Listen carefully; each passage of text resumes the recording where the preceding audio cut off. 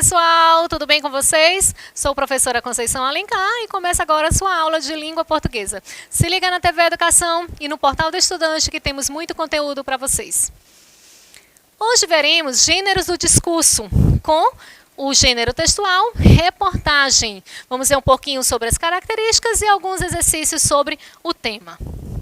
E para começar, mais uma vez, vou fazer uso da linguagem metalinguística. Vou usar uma reportagem para explicar para vocês o que é reportagem. O que é a função da linguagem metalinguística? Quando a gente faz uso do próprio código. Então, dentro da reportagem, vocês vão vendo as características desse gênero textual. Vamos começar com a reportagem Setembro Amarelo. Campanha de prevenção ao suicídio, alerta que falar é a melhor solução. Tratar do tema suicídio, na maioria das vezes, é falar de depressão. Entretanto, nem toda pessoa que sofre de depressão está sob riscos de suicídio. Neste ano, o tema da campanha é Agir Salva Vidas. O Setembro Amarelo é a campanha que marca o mês dedicado à prevenção ao suicídio. No Brasil, ela é uma iniciativa do Centro de Valorização da Vida, CVV, da Associação Brasileira de Psiquiatria e do Conselho Federal de Medicina. Nesse ano, o tema da campanha é Agir Salva Vidas. Desde 2003, o dia 10 de setembro é considerado o Dia Mundial de Prevenção ao Suicídio. A data foi criada pela Associação Internacional para a Prevenção do Suicídio e pela Organização Mundial da Saúde para chamar a atenção de governos e da sociedade civil para a importância do assunto. No Brasil, o CVV faz um trabalho pioneiro na área de prevenção ao suicídio desde 1962, com a ajuda de cerca de 3 mil voluntários que trabalham atendendo mais de 10 mil ligações diárias. No Brasil, todos os dias, cerca de 32 pessoas dão fim à própria vida. O número corresponde a uma morte a cada 45 minutos. Um estudo feito pelo CVV apontou que, para cada suicídio, um grupo de até 20 pessoas é impactado diretamente. As pessoas que são impactadas são consideradas pessoas de risco, porque são sobreviventes de um suicídio. Elas precisam de ajuda também porque costumam relatar sentimento de culpa por não ter percebido os sinais, explicou Carlos Correia, voluntário do Centro de Valorização da Vida, CVV, há 27 anos. Então, nós iniciamos o tema reportagem com uma reportagem que trata do Setembro Amarelo, né, sobre o suicídio. E, às vezes, a gente não nos dá conta, a gente não se dá conta de quantas mortes podem ocorrer ainda em relação a temas que estão muito ligados a sentimentos, está muito ligado ao lado psicológico das pessoas e não atinge somente aquele que recorreu ao suicídio, como diz aqui na reportagem. Vai atingir um grupo de pessoas que faziam parte da vida daquele que recorreu ao suicídio, né? Então, agir seria a campanha, né? Agir e falar, né? Do tema deste ano, porque cada ano a campanha tem um tema diferente. A reportagem é um gênero textual jornalístico não literário, veiculado nos meios de comunicação, jornais, revistas, televisão, internet, rádio, dentre outros.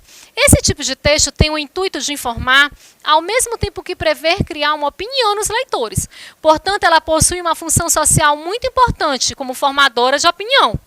Embora a reportagem possa ser expositiva, informativa, descritiva, narrativa ou opinativa, ela não deve ser confundida com a notícia ou com os artigos opinativos.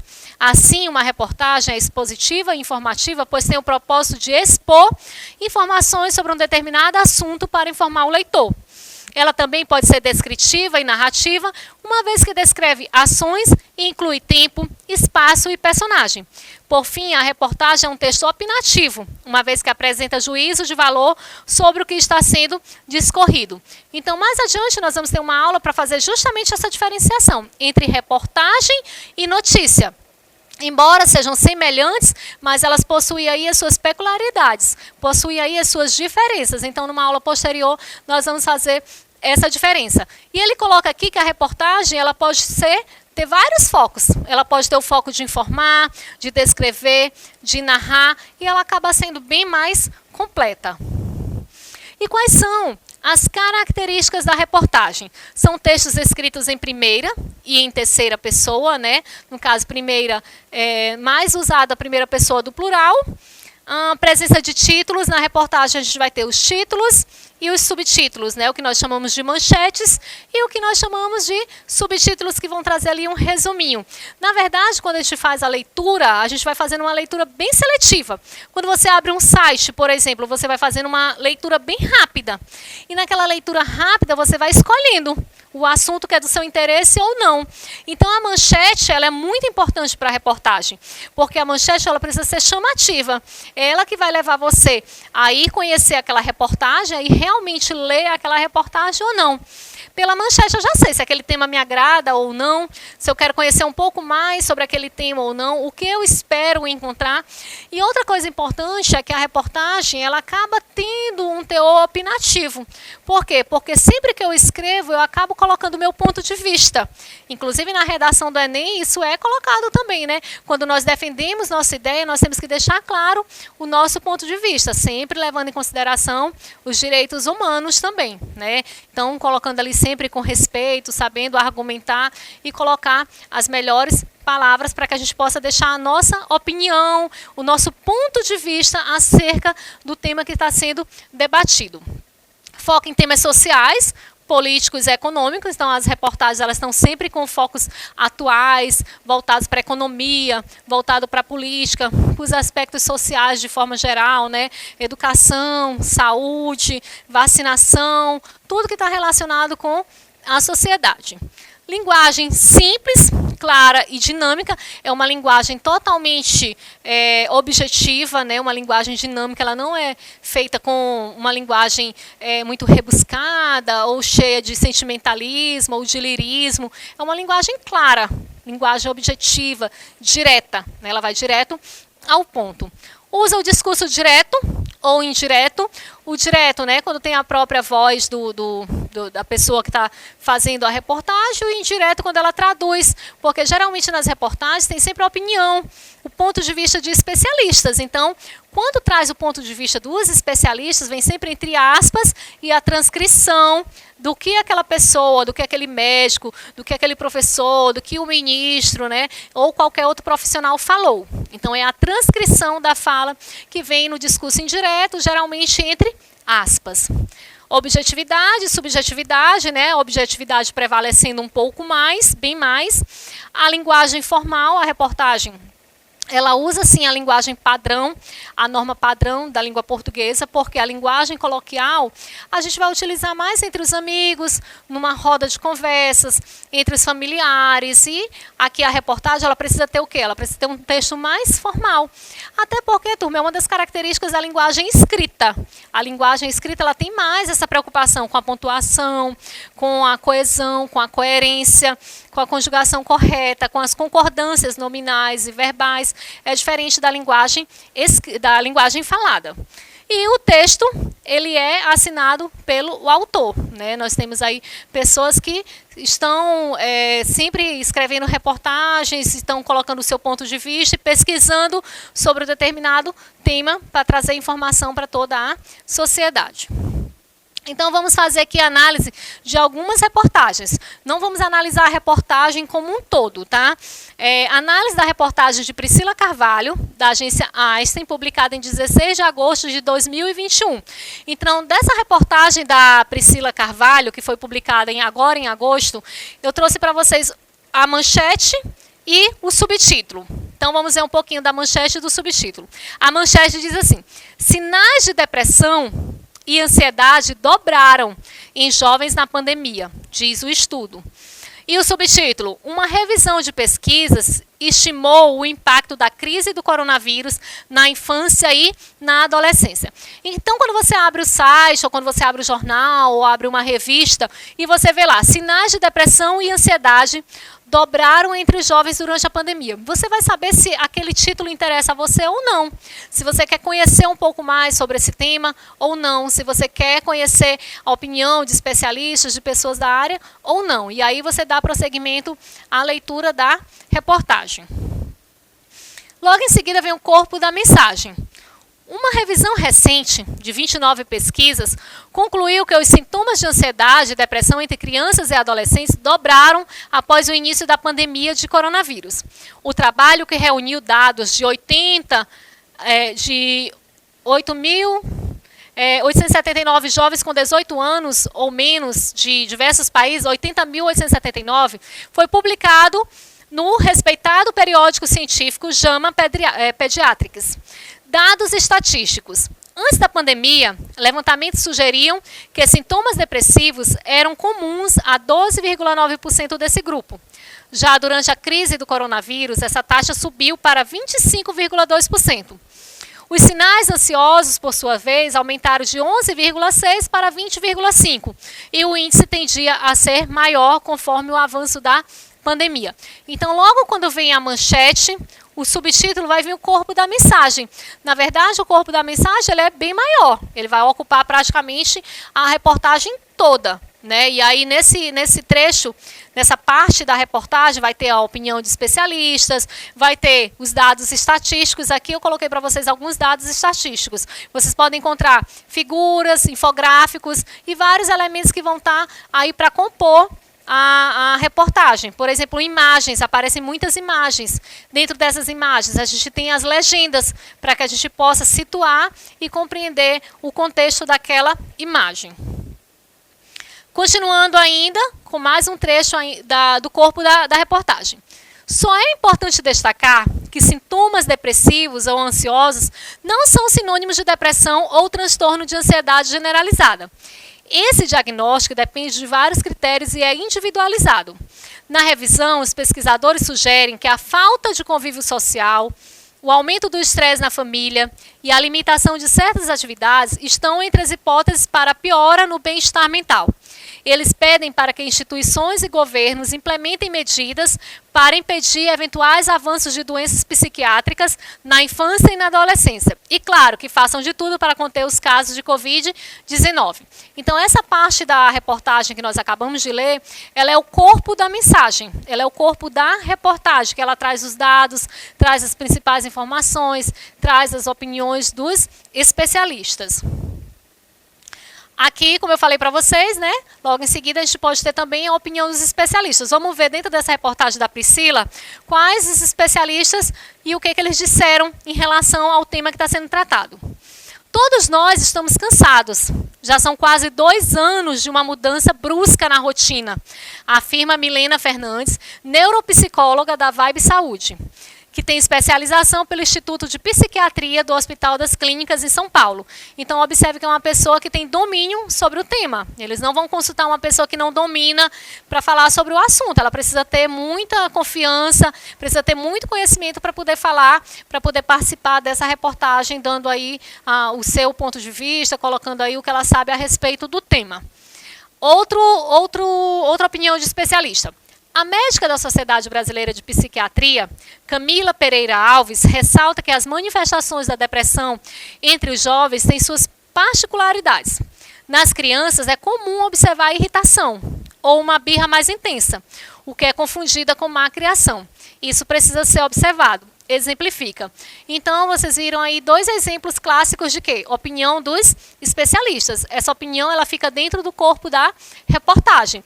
Começa com a manchete, vem o subtítulo, vem o corpo da mensagem. Dentro desse corpo da mensagem, a gente vai encontrar dados estatísticos e também a opinião dos especialistas. Ainda continuando do corpo da mensagem. Em adolescentes, depressão e ansiedade formam um conjunto de sentimentos ainda mais complexo. É nessa fase que se constrói uma identidade e a convivência com os pares. Mau humor, alterações de sono, agressão verbal e desinteresse por atividades cotidianas podem sugerir problemas, principalmente se prolongados. Merecem a atenção dos responsáveis. Uma especialista ajuda bastante nesse cenário. Em todas as fases da vida, tristeza, melancolia e choro frequente também sinalizam condições psiquiátricas. Então, se vocês quiserem conhecer essa reportagem, quiserem ter uma leitura mais completa dela, vocês vão encontrar ela lá na Veja Saúde. Sinais de depressão e ansiedade dobraram em jovens na pandemia. Então, é uma reportagem que foi retirada lá do Veja Saúde. Se vocês tiverem interesse de ver ela por completo, vocês podem pegar para ter uma noção geral. Porque aqui nós analisamos o quê? A manchete, o subtítulo, o corpo da mensagem, os dados estatísticos e as opiniões de especialistas. Não colocamos nenhuma gravura ou legenda, mas geralmente as reportagens são bem completas e elas sempre trazem gravuras, infográficos para balancear aí tanto a linguagem verbal como a linguagem não verbal. Lembrando que as imagens trazem sempre uma legenda.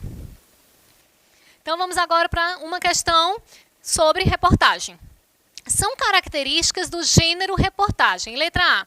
Comunicação utilizada entre pessoas que mantêm algum tipo de relação íntima, cuja linguagem predominantemente é coloquial. Letra B. Seu principal objetivo é transmitir a opinião de pessoas de destaque sobre algum assunto de interesse. Letra C. Texto jornalístico divulgado nos meios de comunicação de massa, informa fatos de interesse público, cuja linguagem deve ser objetiva e clara. Letra D. A linguagem é sua principal característica, pois há uma preocupação com a seleção e a combinação vocabular. Sua linguagem é predominantemente subjetiva.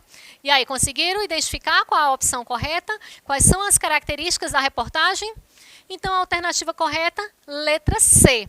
O principal objetivo da reportagem é apresentar ao leitor várias versões para o mesmo fato, informando e contribuindo para a formação de sua opinião. A linguagem deve ser clara e objetiva, atingindo assim o maior número possível de pessoas. Então, turma, nós vamos ter um outro momento para a gente ver ainda as diferenças entre a reportagem e a notícia. Mas já eu digo para vocês que a reportagem ela é bem mais completa. Ela tem a opinião de especialistas, ela traz outros dados. A notícia não, a notícia ela é mais urgente, ela acontece, ela já é passada de forma muito momentânea, né? E ela é muito rápida, acaba sendo muito rápida. Então, nós vamos ter uma outra aula para a gente ver a diferença entre a reportagem e a notícia. Agora vamos para o nosso momento português nas redes. Se vocês quiserem participar desse momento, mande a sua contribuição para o perfil da plataforma Gonçalves Dias. Procure o Instagram e deixe lá a sua mensagem e participe aqui do nosso momento português nas redes. Inclusive, a plataforma Gonçalves Dias está com um projeto bem legal que é Tia Lu e Pequeno. Então, se você não viu os episódios, só procurar o Instagram da plataforma Gonçalves Dias, que tem um conteúdo bem legal para vocês. Então, vamos lá. O perfil da geração Z. Esse aqui é um infográfico. O infográfico ele é muito utilizado nas reportagens. Então, assim, é muito comum vocês olharem esse tipo de complemento nas reportagens. Na verdade, elas são de suma importância. Por quê? Porque elas trazem dados e informações complementares. Nós temos o corpo da mensagem, que traz informações importantes, e temos as informações complementares, que servem de base, que trazem dados para complementar a reportagem. Aqui nós temos um infográfico, que é o perfil da geração Z. Ultimamente tem se falado muito de geração Z, geração Y, milênios, geração milênios, né? Então, vocês devem saber bem do que eu estou falando. Então, quais são as características dessa geração? Ela é mais globalizada, né, com a internet, tem acesso às mesmas roupas e produtos que um jovem que consome lá em Hong Kong. Então, antes a gente não tinha toda essa facilidade, né? Hoje a gente pode comprar qualquer coisa na internet com apenas um clique, né? E com cartão de crédito também, né, turma? E aí fica bem mais fácil. Essa geração Z ela é mais inclusiva, eles cresceram mais expostos à diversidade e afirmam não serem preconceituosos. Os valores da nossa sociedade atualmente são bem diferentes dos valores de 50, de 60, de 100 anos atrás. Né? Nós tivemos muitas conquistas, então os valores são realmente bem diferentes. Essa geração ela é hiperconectada, passam de 8 a 10 horas navegando na internet e sofrem medo de perder as novidades e os memes do momento. Então, os jovens não querem perder nada, têm medo de perder aí e de ficarem desatualizados. É uma geração empreendedora, querem fazer algo que tenha um sentido, uma missão, e por isso elas criam muito mais do que as gerações anteriores. Por quê? Porque elas também têm mais recursos, né? Tá ali sempre com mais recursos ao seu dispor. E por último, ela lê pouco, tá aí um ponto negativo, né? Para a maioria dos adolescentes, biblioteca é coisa do passado e ler não é nem de longe um hobby, né? Eles são mais do tempo da interação, das mensagens, dos aplicativos. Então, aí um ponto negativo da geração Z, tá? Então, foi um prazer estar aqui com vocês. Se tiverem perdido algum conteúdo, basta acessar a plataforma Gonçalves Dias ou o portal do estudante e fiquem conectados aí com todos os nossos conteúdos. Aguardo vocês na próxima aula.